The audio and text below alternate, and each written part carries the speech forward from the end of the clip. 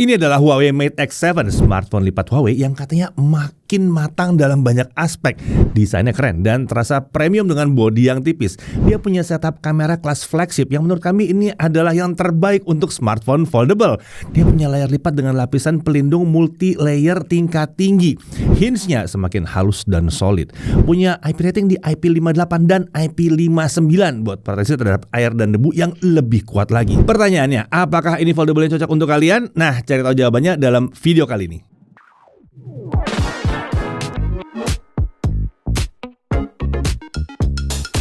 Ya, ini Huawei Mate X7, smartphone foldable terbaru dari Huawei sekaligus flagship pertama mereka yang resmi dibawa ke Indonesia di tahun 2026. Tapi ini bukan pertama kalinya Huawei menghadirkan foldable ke Indonesia. Tahun 2025 yang lalu mereka udah bawa Mate X6 dan juga Mate XT yang bisa lipat 3 itu ya. Dan video pembahasan keduanya udah pernah kita buat. Udah nonton belum? Kalau belum, tahu dong harus ngapain? Balik ke Mate X7 aja deh. Menurut Huawei, smartphone lipat terbaru mereka ini hadir dengan peningkatan yang makin canggih dibandingkan generasi sebelumnya. Nah, saya buat apa? Langsung aja kita mulai pembahasan ini dari isi paket penjualannya ya.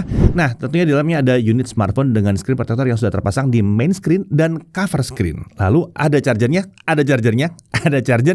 Ini charger 66 watt ya. Dan kemudian ada kabel USB-C, ada SIM tray ejector, dan ada case untuk back cover yang dilengkapi dengan kickstand. Nah, untuk bagian layar memang nggak diberikan case, tapi ini hal yang wajar untuk case smartphone foldable masa kini ya. Dan untuk kelas harganya ini terbilang cukup lengkap ya sebetulnya isinya ya. Untuk desain, tentunya smartphone datang dengan desain yang sangat mewah dan terasa premium. Modul kameranya menggunakan time space gate design yang ukurannya cukup besar.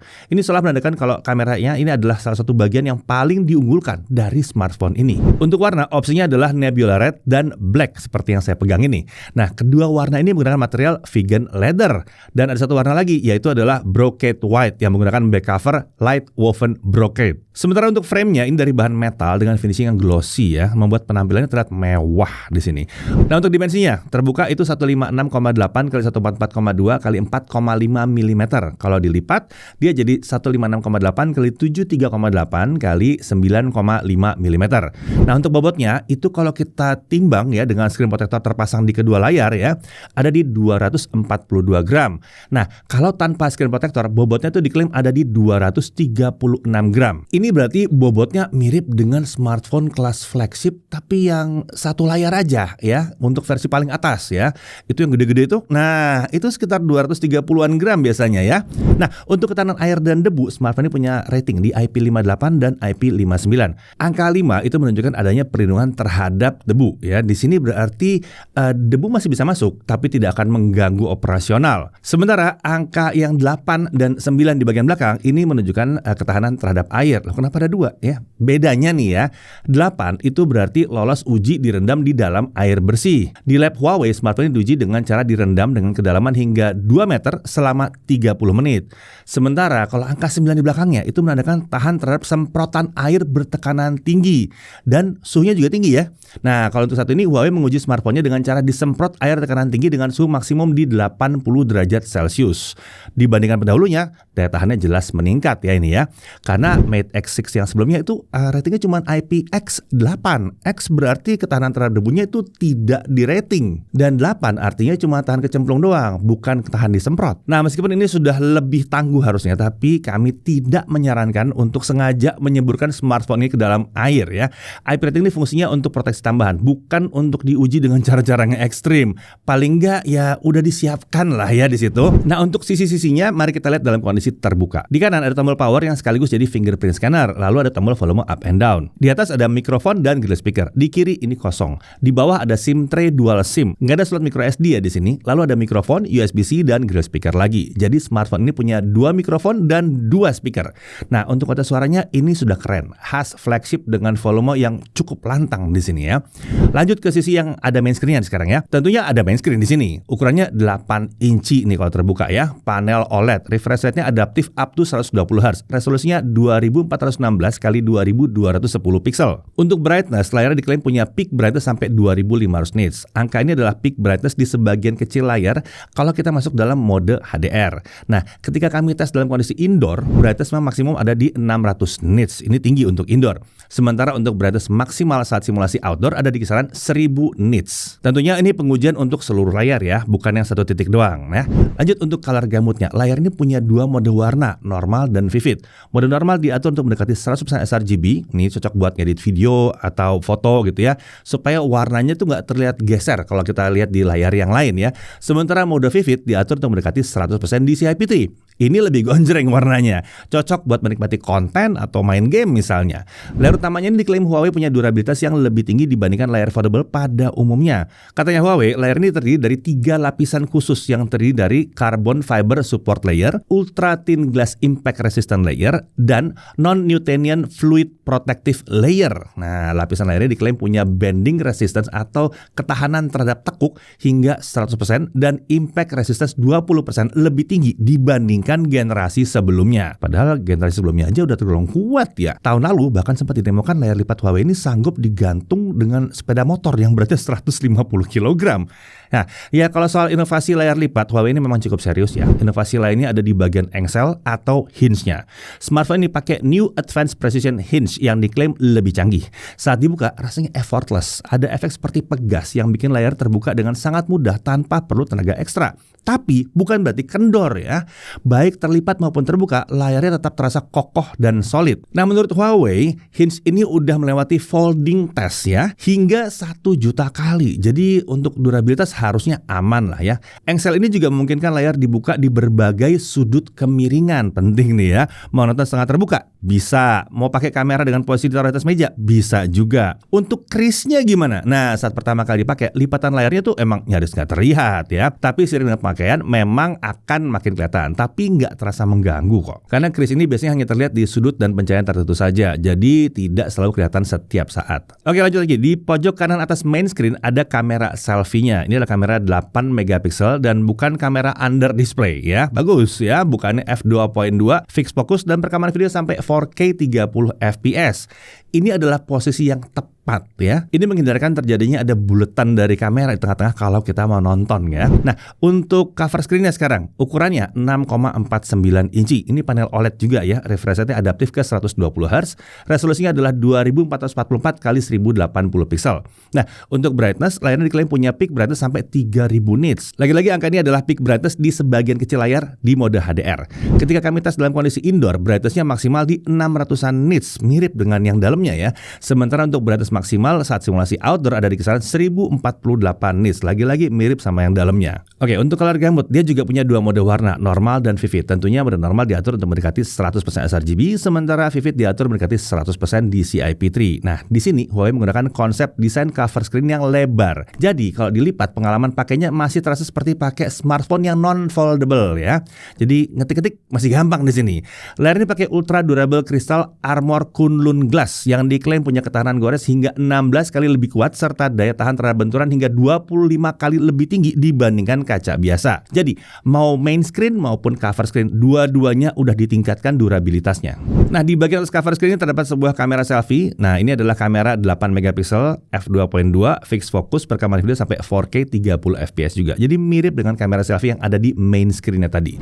Nah, dalam keadaan terbuka, kita geser ke kiri. Ini adalah punggungnya sebetulnya ya. Nah, di sini juga ada modul kamera utama yang terdiri dari 50 megapiksel ultra lighting HDR kamera. Huawei Mate X7 ini adalah foldable yang menjanjikan dynamic range lebar banget, 17,5 EV.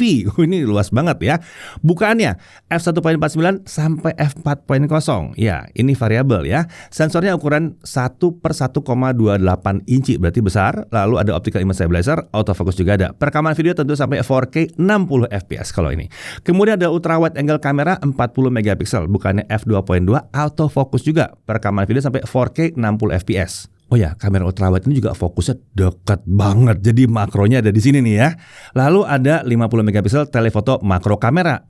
makro lagi di sini ya, telefotonya ya. F2.2 Optical Image Stabilizer, autofocus dan rekaman video lagi-lagi 4K 60 fps. Kemudian ada satu kamera lagi sebetulnya. Huawei menyebutnya sebagai True to Color Camera 2.0. Nah, ini berfungsi untuk meningkatkan akurasi warna. Jadi kamera pada umumnya itu hanya kenal hitam dan putih atau gradasi dari hitam ke putih doang. Nah, kalau yang satu ini mengenal warna. Jadi itu sebabnya Huawei menyebutnya True to Color di sini ya. Nah, untuk spek internalnya, SoC-nya ini pakai Kirin 9030 Pro, RAM 16GB, storage setengah terabyte atau 512GB. Nggak ada opsi RAM atau storage yang lain, cuma ada satu aja.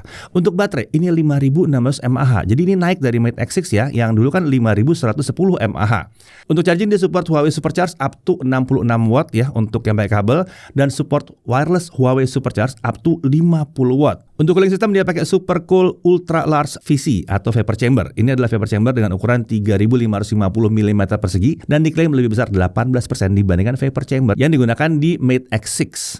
Untuk sensor ini lengkap ya. Sensor penting ada semua. Sensor ekstra seperti infrared, laser sensor, color temperature sensor juga ada di sini. Ya kalau misalnya gyro doang sih ada pasti ya. Nah, untuk fitur keamanan ada face unlock dan fingerprint scanner. Untuk OS dia pakai EMUI 15. Jadi ini bukan yang Harmony OS. Kan Harmony OS adanya di pasar Tiongkok aja. Nah, seberapa lama dukungan si EMUI ini sayangnya belum ada info dari pihak Huawei Indonesia. Tapi nanti kalau ada kejelasan kita akan tambah ya di kolom deskripsi. Nah, meskipun masih pakai EMUI, Huawei tentunya sudah mengoptimalkan untuk smartphone foldable-nya yang satu ini ya. Contohnya untuk kebutuhan multitasking. Di sini kita bisa buka multi window sampai 3 window sekaligus dengan fitur live multitasking. Mau dibuat floating window seperti ini? Bisa juga. Jadi ini udah oke banget buat multitasking sih. Fitur AI ada juga ya di sini tentunya ya. Ada AI gesture untuk scroll tanpa sentuh. Wah, penting nih ya. Dan ada AI message privacy untuk menyembunyikan isi pesan saat ada orang asing yang mungkin ngintip ke layar smartphone ini. Nah, untuk download aplikasi di sini kita bisa pakai Huawei App Gallery ya. Aplikasi yang bisa download tuh udah cukup banyak nih sebetulnya. Mulai dari aplikasi streaming, game, sosmed, ojek online, bahkan mobile banking itu juga ada di sini.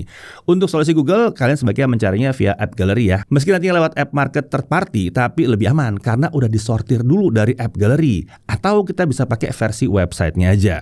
Nah, ini memang bukan solusi yang sempurna, tapi seenggaknya masih bisa jadi jalan keluar untuk yang butuh layanan Google. Nah, untuk konektivitas, dia 2G, 3G, dan 4G.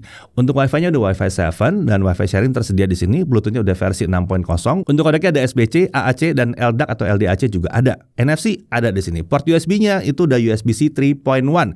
Sudah support OTG dan display out juga disupport di sini. Jadi kita bisa menghubungkan dia ke proyektor atau monitor eksternal dengan kabel. Oke, sekarang mari kita lihat pengujian performanya. Untuk benchmark dulu kita lihat ya. Supaya performanya maksimal kita gunakan performance mode yang bisa diakses dari menu setting battery. Antutu 11 kita dapat 1,807 jutaan gitu ya saat dilipat, dan 1,822 jutaan saat terbuka. Untuk Geekbench 6 single core di 1292, multicore di 5193 saat dilipat, single core di 1281 dan multicore di 5168 saat terbuka. Untuk terima Slingshot Extreme Unlimited Graphics Core-nya ada di 19708 saat dilipat dan 19962 saat terbuka. Nah, untuk terima Qualtrics Stress Test, nah ini kan pengujian testing stress testnya ya. Kita bisa lihat hasil tabel ini ya. Terlihat di sini kalau HP-nya nggak dilipat itu skor stability-nya tuh lebih tinggi di sini. Dan penggunaan kipas pendingin ternyata bisa berpengaruh signifikan ke kestabilannya. Kita lanjut untuk gaming. Kita masuk dari Mobile Legends dulu. Untuk game ini udah bisa diakses dari App Gallery ya. Setting grafisnya terbuka sampai ultra dan setting frame rate terbuka sampai 90 fps. Kita mau main di main screen atau di cover screen, gamenya itu bisa jalan lancar di 90 fps tanpa masalah. Sedikit catatan aja ya, by default setting aspek ratio game ini emang ada di 16:9. Jika kita ingin pengalaman full screen, kita perlu atur dulu lewat setting layar. Kita lanjut ke Genshin Impact. Nah, di sini kita masih butuh download lewat app market lain ya, belum tersedia langsung di App Gallery. Untuk setting kita langsung gas aja pakai highest 60 fps. Nah, yang ini mau dimainkan di cover screen maupun main screen, dua-duanya sama-sama lancar jaya di 60 fps. Dan sama seperti tadi, by default aspek ratio gamenya adalah 16:9. Biar lebih asik kita perlu atur dulu jadi full screen di sini. Nah, untuk suhu ketika kita main pakai cover screen, titik terpanas di sisi depan ada di 35 derajat Celcius dan sisi belakang ada di hanya 38 sampai 39 derajat Celcius aja. Sementara ketika kita main pakai main screen-nya, titik terpanas di sisi depan ada di 39 derajat Celcius dan di belakang juga ada di 39 derajat Celcius. Jadi di sini kelihatan ya, suhunya terkendali. Nah, dari hasil benchmark dan gaming terlihat bahwa performanya memang belum sekencang smartphone flagship kekinian lainnya ya. Walaupun demikian ini tetap terhitung cukup kencang untuk mayoritas pengguna. Mari sekarang kita masuk dalam pengujian kameranya. Oke, di tangan saya kali ini sudah ada Huawei Mate X7 nih, teman-teman. Jadi langsung aja kita lihat kemampuan kameranya seperti apa. Yang pertama saya mau cari tahu adalah kemampuan mikrofonnya. Suara yang lagi kalian dengar sekarang adalah suara langsung dari mikrofon smartphone-nya. Saya nggak pakai mikrofon eksternal untuk video sehari-hari atau vlogging, hasilnya kurang lebih seperti ini. Kita lanjut bahas video kamera selfie-nya. Untuk kamera selfie yang 8 megapiksel ini, hasilnya sama aja ya, baik cover screen maupun main screen. Kami tidak menemukan perbedaan signifikan. Bisa 4K dengan kualitas yang oke, dynamic range tergolong lumayan oke aja, belum seluar biasa kamera utamanya. Untuk 60 fps belum support ya di sini. Dari segi stabilizer bisa dibilang rapi untuk kondisi terang seperti ini. Sekarang kita ke kamera utamanya. Untuk video kamera utama, kondisi terang sih, wah ini hasilnya gong ya. Detailnya luar biasa, dan berkat sensor besarnya, kita bisa ngerasain bokeh natural yang tipis-tipis. Dynamic range juga mantep, sisi gelap terang dapat diekspos dengan sangat baik. Stabilizer juga rapi, nggak ada masalah. Sekarang kita ke kamera ultrawide-nya. Untuk video kamera ultrawide juga gong ya hasilnya. Saya suka banget ultrawide-nya karena kualitasnya tinggi banget. Jadi nggak terasa jomplang saat pindah dari kamera utama ke ultrawide. Dynamic range-nya juga konsisten, tetap bisa memberikan exposure yang baik di sisi gelap maupun terang. Stabilizer juga tergolong rapi, aman. Jadi kita lanjut aja ke kamera telefotonya. Untuk video kamera telefotonya sih sadis ya. Detailnya juga mantep. Terkait jarak zoom, mungkin terkesan turun ya. Sekarang 3,5 kali zoom. Dulu di X6 kan 4 kali zoom ya. Tapi menurut kami sih nggak terlalu signifikan. Huawei menggantinya dengan kualitas kamera yang upgrade. Bukaannya aja meningkat dari f3.0 ke f2.2. Ini berefek ke bokeh naturalnya yang lebih terasa. Dynamic range juga konsisten. Area terang dan gelap bisa diekspos dengan baik. Kalau dari segi stabilizer,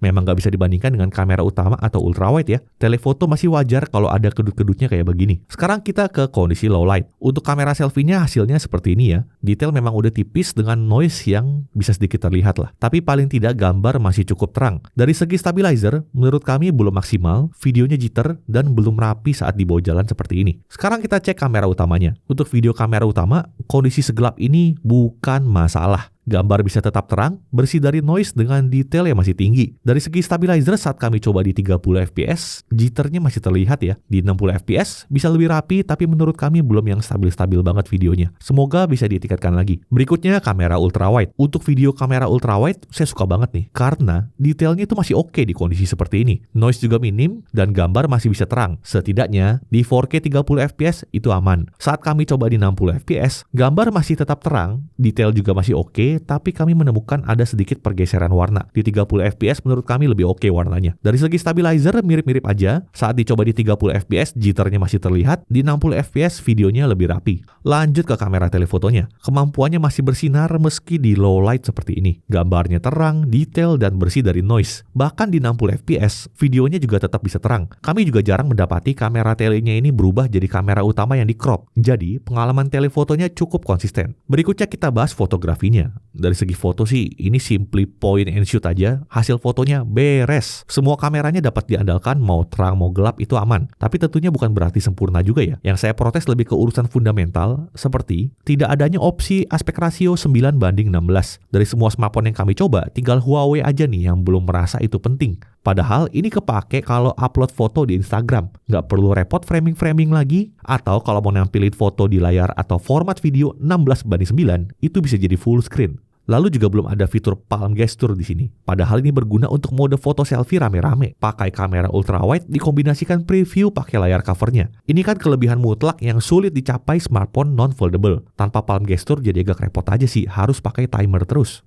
Berikutnya juga kita menemukan saat lagi zooming, spesifik di zoom 10 kali, entah kenapa warnanya seperti geser sendiri di previewnya. Pergeseran warnanya tiba-tiba begini, bikin kaget aja sih, kok jadi begini warnanya. Tapi yang jelas ini hasil fotonya nggak ada masalah kok, di previewnya aja. Lalu kami juga menemukan saat zooming jauh seperti ini, kan ada preview kecil di kiri atas layar kan ya. Nah, entah kenapa previewnya ini kurang akurat. Jadi titik yang ditunjuk sama hasil foto akhirnya itu agak beda. Udah itu aja sih paling. Kebetulan kita juga sempat bawa pas kita trip ke Jepang. Intinya Huawei Mate X7 ini sangat bisa diandalkan untuk foto-foto. Bisa lihat sendirilah hasilnya seperti apa.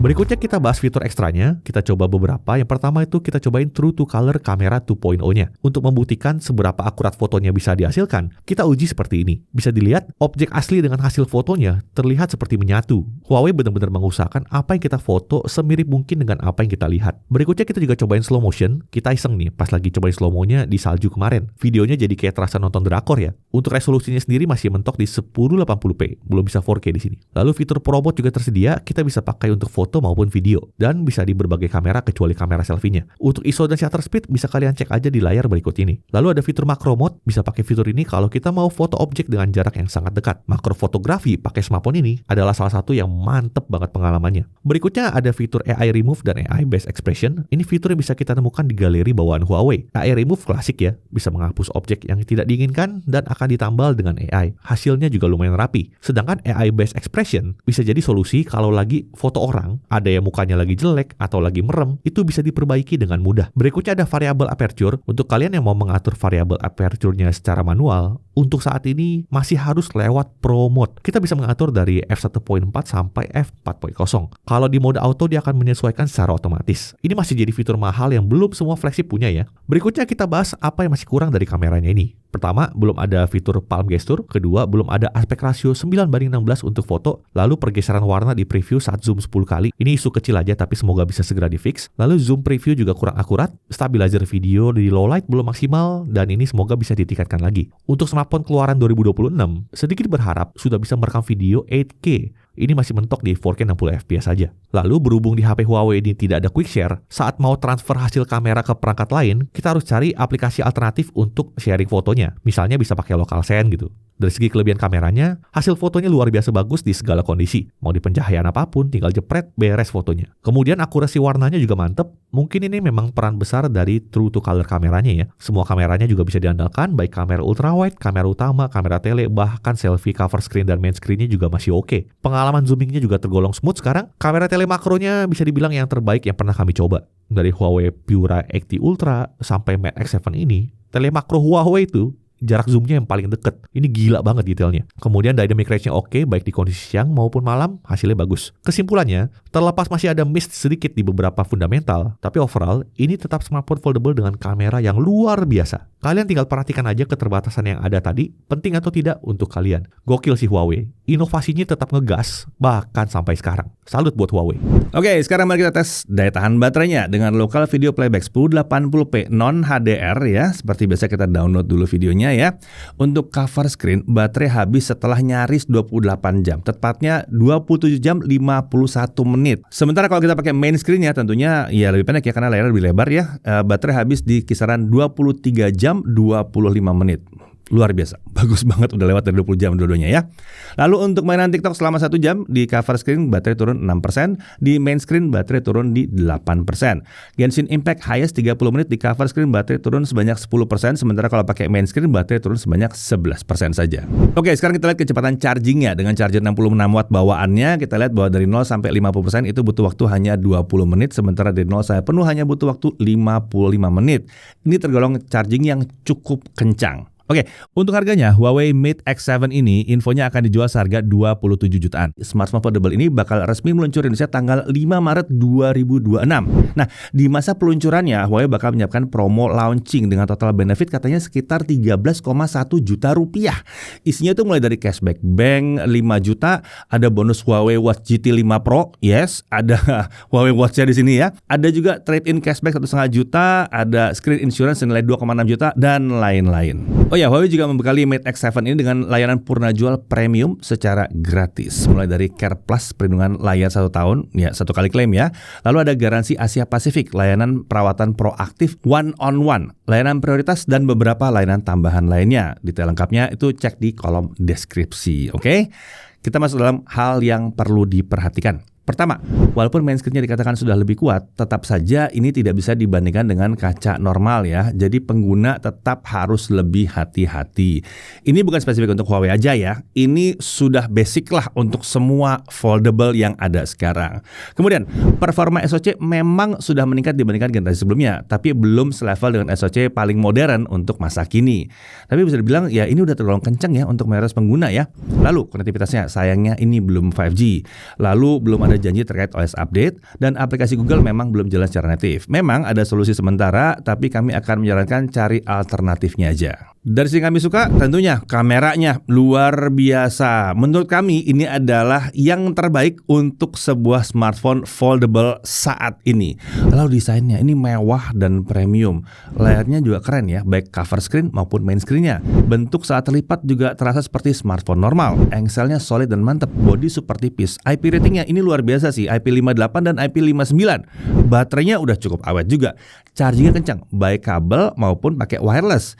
Isi box penjualannya juga lengkap di sini. Speaker kualitasnya mumpuni walaupun bodinya tipis. Ya, jadi Huawei kelihatannya memang sangat fokus menyempurnakan hardware dan desain untuk Mate X7 ini. Hasilnya, smartphone ini berhasil menjadi sebuah foldable flagship dengan desain super mewah, layar besar yang kualitas serius, engsel yang solid serta punya kamera yang mumpuni. Good job untuk Huawei yang selalu berinovasi dan rajin membawa inovasi mereka ke tanah air.